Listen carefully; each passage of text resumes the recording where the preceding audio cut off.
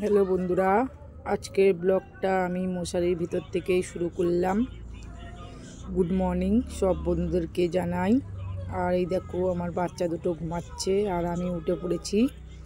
আর আজকে আমার প্লাস্টারটা কাটা হবে। সকালে উঠে ব্রাশটা আমি করে নিই। ব্রাশ করার পরে চা আর এই যে মুড়ি আর একটা বিস্কুট নিয়ে বসে পড়েছি। একটু খেয়ে নিই, খেয়ে নিয়ে টিফিন খেয়ে একটা ওষুধ খেতে হবে। আর এই যে তোমাদের দাদাভাই আগের দিন রাত্রে চাউমিনটা করেছিল, চাউমিনটা আমি গরম করে নিচ্ছি।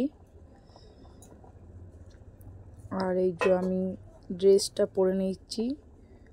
ড্রেস পরে এখন একবারই কাজে যাব। কাজ থেকে এসে তারপরে হসপিটালে যাব। তা তোমরা কি ভাবছো যে এক হাতে কি করে কাজ করবে? হ্যাঁ, এক হাতেই আমি কাজ করছিলাম।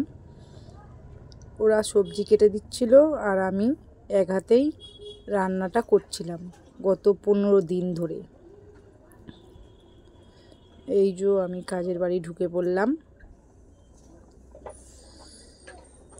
এই যে গেট। আর সবটুকুনি দেখাতে পারবো না, যার কারণে এক হাত দিয়ে ক্যামেরা। আর এই যে ব্রোকলি ভাজা হবে, ব্রোকলি আলু ভাজা। আর এই যে আলু আর এই কিছু সবজি কেটে দিয়েছে, আমাকে চচ্চড়ি করতে বলেছিল, চচ্চড়িটা করব। এটা কেটে দিয়েছে আর এটা একটু পরে বললো কেটে দেবে। আর এই 15 দিন আমি এই এক হাতেই রান্না করেছি। আর এই যে দিদির বাড়ি দিয়ে দুটো ব্লাউজ নিয়ে চলে এসেছি। হাতটা একটু ভালো ছিল বলে ব্লাউজটাও একটু সেলাই করতে পারছিলাম। আর এই যে আমি ঘরে চলে এলাম। ঘরে এসে দেখলাম ছেলে চাউমিন খাচ্ছে। ওরা রেডি হয়ে গেছে আর দেখো কত খুশি, চাউমিনগুলো নিয়ে দু হাতে খেতে আরম্ভ করেছে। আর এই যে বর মশাই জল খাচ্ছে। আর এখানে এই যে পাখি চলে যাচ্ছে ভিডিওটা দেখে। আর এখানে ভিডিও ম্যান এই চুল ছানছে, আজকের স্কুল আর আমার মেয়ের স্কুল, মেয়েও চলে গেছে। আর এই যে আমরা এখন বাইকে করে যাব 3 জন মিলে। আজকের ডাক্তারের চেক আপ আছে, আমার প্লাস্টারটা আজকে খোলা হবে। তা 15 দিন পরেই আমি মুক্তিটা পাবো।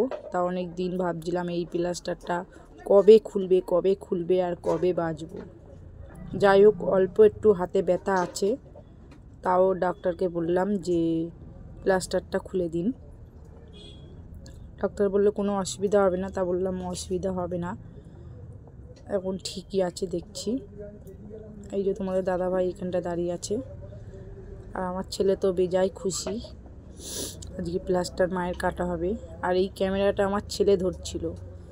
এই যে কাকু প্লাস্টারটা তখন কাটছিল। তাদের হাত পা ভাঙে, খুবই কষ্ট বন্ধুরা। তা আমি এই জিনিসটা টের পেয়েছি, আমার এই হাতটা চির খাওয়াতে আমি টের পেয়েছি যে তাদের খুব কষ্ট। হাতটা খুলে আমি বরকে বলছি দেখো হাতটা কেমন হয়ে গেছে। তা বর বললো পরে আবার ঠিক হয়ে যাবে। তো কাকু বললো হাতটা আবার ঝুলিয়ে রাখো, একবারে খুলো না, নাহলে অসুবিধা হবে, হাতটা একটু ঝুলিয়ে রাখো। তা বন্ধুরা, এই অনেক বড় শাস্তি আমার ছিল, যে শাস্তিটা 15 দিন 16 দিন ধরেই পেয়েছি আমি। যারা আমরা ভাবি যে যাদের হাত পা ভাঙে তারা হয়তো খুবই আনন্দে থাকে, কিন্তু না, আমরা ভাবি। কিন্তু আমি আমার এই চির খাওয়াটাই দেখে শিক্ষা পেলাম, বুঝে যে খুবই কষ্টজনক ব্যাপার। আমরা ভাবতাম তারা বসে বসে খায়, কিন্তু বসে বসে খায় না, তাদের হাতেও যন্ত্রণা করে। আর এই যে ডাক্তার কতগুলো ওষুধ দিয়ে দিয়েছে। আর বাড়ি চলে এলাম। এই যে বাড়িতে আমার হাতটা খুলছি। তা একটু অসুবিধা হচ্ছে, হাতটা টান করতে একটু অসুবিধা হচ্ছে।